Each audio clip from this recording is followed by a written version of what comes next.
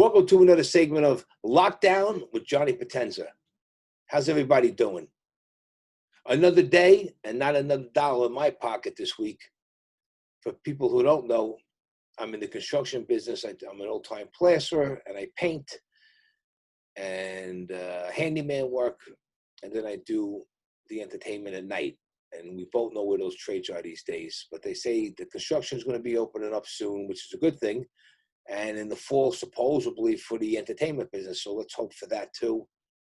I'm looking forward to get back into the studio and doing my live show again and just getting back to life. But on a happier note, my special guest up today, he's an actor. You see him in The Sopranos, NYPD Blue, Law and Order. We got the one and only John Fiore here. He's in the waiting room, which is the bathroom, and I have a clip from The Sopranos, which I'm going to run right now.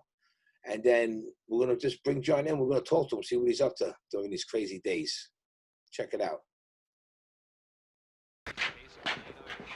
How's the new stock doing? Up 3 at the close of the Dow yesterday. Another 2 so far today. Beautiful. Listen, Tone, I think we may have a problem. Log off. That cookie shit makes me nervous. I think we may have a problem about our friend, the twin. Yeah, so? My Goomba Joey Flies, he hangs out at the Nest in Bloomfield. Chip LaMonica's place. Yeah. So our friend is a fixture down there, and Joey says lately he's been into the booze very heavy. He's all fucked up. A couple of times I had to pick him up off the floor. So Chip went to him. Pat, what the fuck? Can I do anything? Etc. Patsy launches into this single malt diatribe about how people can smile in your face and still be a villain, and that he knows how his brother died and who's responsible and all that there. He mentioned me by name? No, me neither. That was a great clip. So let's get John out of the bathroom and bring him on in. There he is. What's going on, John? Hey, Johnny boy, listen, I was out in the utility vehicle. I'm sorry I'm not in my tuxedo in the studio, but I had to make a last-minute disposal, if you catch my... 100%. I thought you were doing a car karaoke with James Corbin. That's what it looks like. Nah, man, there'll be no singing today. We had to do a grim piece of business, get rid of a real problem. Well, maybe it was him you got in the rug. We had a big rug, and it was pretty heavy. Heavier than your usual rug, put it that way. Oh, I can gather. That's a perfect truck for it. What kind of car? What kind of truck is that? It's not the first time there's been a rug in there. This is, this car is a 20-year-old Aztec. I refuse to get rid of it. Really? It looks new from here. No, it's literally 20 years old. It's the kind of car that Walter White drove on Breaking Bad. Okay. And I bought it a couple of years ago on a whim because they're so funky, so ugly, so quirky. People come up to me, don't see anything that looks like this. And I like it, man. I use it for, like moving stuff around. And it's low key. Low key. When I want to go high key, I drive the other car. There you go. Now, the last time I saw you was at the Sopranos Con. It was a great day. I had an awesome time. How was this for you? I had one of the best weekends of my life there. We met so many people, 15,000 people from all over the world. True. I'm talking about not fans, fanatical buffs of the Sopranos. Every nuance, every tiny piece of minutia, they know it. Coming up to all over the world. They know more about the show than I said. Listen to a couple of guys like, oh, I don't know this much about the show as you do. I watched it. I loved it. I watched it 2-3 times, but I go, you're on a different level than I am. I'll tell you that. But it was great. Great. A lot of the actors that I know, when I talked to them without mentioning their names, they were shocked. And even Vinny Pastore, when his line was like, forget about it, I go, Vinny, I go, you're a little overwhelmed over it. He goes, I can't believe this line over here. You believe it? That's good. That's a good impersonation. Yeah. Even Vinny was, instead of being nonplussed, he was plussed. He liked it. He was one of the first guys that came on my show with a name, and then after that, it opened up a lot of doors for me. So he's a cool cat. Yeah, that's a great name to have for a character. You know what I mean? Big pussy. like whatever, Joe Blow, right? But no, if you're Big Pussy, people are gonna remember that name, Oh, right? of course. That's what he told me when he was on. He goes, "Make sure you ask me the question. Why don't you call me Big Pussy?" So I'm like, "So why did they call you a Big Pussy?" He goes, "I don't want to be called that." He goes, "So how did you adapt?" He goes, "I don't want to be called Big Pussy." Like he played it off. Oh, that's a great name. Great So let's name. talk about you. Before we get into The Sopranos, how you doing with this whole coronavirus? Are you going crazy? Yeah, I'm going pretty crazy. I mean, I take the precautions the best I can. I think a lot of it's a lot of bullshit at this point. Let's face it. We all read, we watch the news, a lot of bullshit going on here. But I do take the precautions. I wear the mask when I have to, if I need to. Got the hand sanitizer all over the place. I'm going a little stir crazy. I have been going on more lately. I've been meeting people. We try to do the right thing, but let's face it, this is pretty fucking stupid, isn't it? You know what sucks? It kind of feels like we're getting, I mean, being safe is one thing, but now it seems like they're violating us, turning this into like a semi-more communist country, which, they've been trying to do for a while now. Oh, yeah. You know something? When I see the way people, they lay down, you look at old Germany, not to get on this road, but you go, how could the people have let Hitler get away with all that when they capitulate? People in this country, fucking roll over. The government tells them to stay home, wear a mask. They buy it hook, line, sinker. It's crazy. I used to have more faith that people won't put up with shit, but people put up with it, don't they, John? Yeah, put it this way: if New York ever turns into a communist country, I'm getting out of here. And I love New York. I am New York. I love New York, but I will go. I'll go to South Carolina, North Carolina, Florida. Right. Well, you're a New Yorker, right? People are leaving New York in droves. The wealth is leaving. They've been staying it for years. Yeah. Up with the bullshit when you go to a place like you said, Florida, down south, states are wide open, no fucking tax. I mean, these blue states, I'm in Massachusetts. We're in the same boat here. Yeah, Massachusetts is 50 out of 50 in easing restrictions. I mean, it doesn't make any sense at all. Everybody I know that lives in South Carolina, North Carolina, they say they got a maid over there. It's like a whole new world. Yeah. So maybe, I think that a lot of people maybe at this point of their lives, they go, fuck this. I ain't doing this anymore. Cuomo. Now listen, let's get into The Sopranos. How did you get your break on The Sopranos? What was your auditioning process like?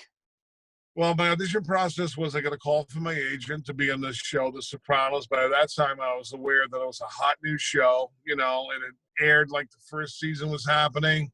I wasn't totally dialed in at that moment. I was aware of it. Then I started toward the end of the first season. Anyway, I got an audition. Season 2 went in. And I remember saying, I have nothing to lose. I had these leopard shoes I got from a Law & Order movie. My finale on Law & Order after 9 years. But anyway, I got these leopard shoes that belonged to the actor Costas Mandylor. You know him? So I got them from him. And they're show business shoes, funky. Yeah. So I went in there and I walked in the room, and I didn't know who was going to be there. Usually at an audition, there's like 1 or 2 people. Then there's the callback. There's more people, whatever. I opened the door. There's David Chase himself and literally like around 10 people with him. Yeah. So that could be a little daunting.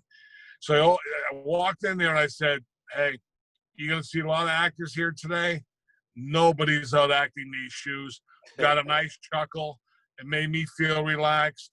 I felt they were digging me, you know what I mean? To create a positive atmosphere. I felt right then and there, John, I had the job. I quote unquote won the room, which you do once in a while if you're lucky. A lot of times I have not won the room, but that time I feel I won it and I got it, and it was a great run, man. I wish it went a little longer for me, but I enjoyed it thoroughly. Hey, listen, you had a nice part and you had a great look. You fit the role perfectly. I mean, because you just did. You had the hair. Real gangster. Yeah, I've heard that. Said you're a real looking gangster. That was a great couple of seasons there. But I mean, the whole Sopranos was great, and I watch them every year. Once a year, I watch the Sopranos. I go from season 1 all the way to the end, and I got the Blu-ray set now, so I enjoy it, and you never get sick of it. Yeah, like I said, people, I go, welcome back, my friends, to the show that never ends. It doesn't end. Because in social media course that I have, now I'm getting even more involved in it than I have been. Yeah. I hear more people asking me questions. There's a new fans, mind you. All new fans. I mean? The younger people, older people, it never stops. It's gone. In some ways, it feels bigger than it has in at least the last 10 years. It feels really big still. It just keeps getting bigger and bigger. Yeah. Now, I want to ask you, because I never had you on the show before. We usually do the late night show at the studio, but Right. What was your most fondest memories, or something that you'll always remember, since you worked side by side with James Gandolfini, who was a brilliant actor and was gone too soon? Oh my God, yeah. I mean, besides from doing the scenes with him, which were any scene I had to do with him, it was great because you really felt he just enveloped you in so many different ways. It was a great scene partner, just as an actor. You know what I mean? Yeah.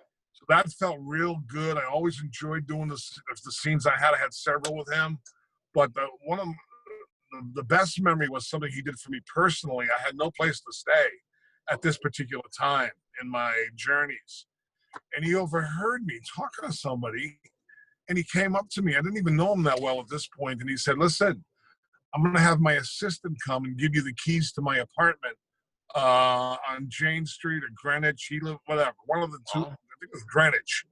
And he goes, "And you can stay at my apartment for as long as you want to." I'm like, "You don't have to do that, man." He goes, "Nah, it's no big deal." He goes, "What am I doing for you? It's really nothing. What am I giving you, a set of keys, a place to stay?" I go, "It's really nice of you." He goes, "Just stay there, have a good time, relax." And I stayed there about 10 nights in total throughout the show. That's great. Another night I stayed on his bus that they kept parked out in Silver Cup. Because I was going back to Boston the next morning. It would be finished like at 1 a.m. He goes, "Come stay at my place." I go, "Listen, we're right here. You mind if I lay on the bus for a couple hours and I'm going to be out of here?" I stayed on the bus another night. So he did those things for me. And I'll never forget it because he was like a lifesaver, really, How many people that we know, except family, even some of our family, don't even want me to come stay at their house, but I got a lot of family that would want me to stay. But, how many people would just say, like, here, I Count them on your hand. Oh, my God, yeah. Like you said, even family, you're a little leery about them staying. For a guy that I'm telling you, I didn't really know him that well at that moment. For him to extend that offer to me like that, it was amazing. It made my life so much easier. You know what I mean? It was like at that time, to have a place to stay, a place like that, no less, was beautiful. Yeah, that's a great story, John. Yeah, it really was. And then, and I saw, his apartment, his stuff, not that just the stuff that was left around there. Yeah. Like he had the index cards where he prepared himself like a desk. Mm-hmm. And I know he broke his balls. We all know he broke his balls doing that role. That was a tough role. Oh, but yeah. The way all like his preparational stuff, like some stuff written down, it was very impressive and it was very nice. Well, listen, those memories will last your lifetime. Well, John, we got about a little over a minute left. I know you got a couple of independent films on post right now for the fall. Could you talk about it fast? Yeah, I got a couple of things. One's a horror film. One of them is a series that we're just going to call it for now. They're calling it The Wire Meets Sopranos. I went, ooh, that's pretty lofty. I'll go for that. I got something in there. And these are all contingent upon the openings and all the bullshit, right? So I got 3 things lined up. I'm hoping they don't collide. You know what I'm saying? Uh-huh. All slated for the fall. So I'm excited. Sorry to interrupt you. Once this all starts up again, everybody's going to be running with the devil. It's going to be crazy. But there's going to be a lot of work all around the table when we do get free. Hopefully this thing goes away. It has to go away unless we get hit by the second wave they talk about. The mutations. Ooh. Yeah, I'm going down to North Carolina if that happens then. So now, John, where can people find you on the internet? Website, social media? Social media, I'm Real John Fiore on Instagram. Okay. John Fiore on Facebook, and that's all I have right now. I'm on Twitter, cool. John Fiore. A lot of John Fiores out there. You got to weed through the other ones. Yeah, I'm lucky. There ain't too many Potenzas. But, John, thank you for taking the time and sitting with me. I know you're busy. And even if you're busy doing nothing, I thank you for coming on sitting down and talking to me. Pleasure. My pleasure, man. You're a true gentleman, and I'll talk to you soon. Stay safe, all right? Buddy, you too, man. Listen, even when I'm not safe, I'm safe. That's what I tell everybody. Right. Yeah, stay safe. Like if the fucking particle comes, we're helpless. That's it, buddy. Have a good one, bro. You too, man. All right, later, John. Well, it's about that time we have to say goodbye. Unfortunately, these segments go too fast. And I'd like to thank everybody for tuning in and watching. And I'm Johnny Potenza. And until next time, I'll see you when I see you. Take care.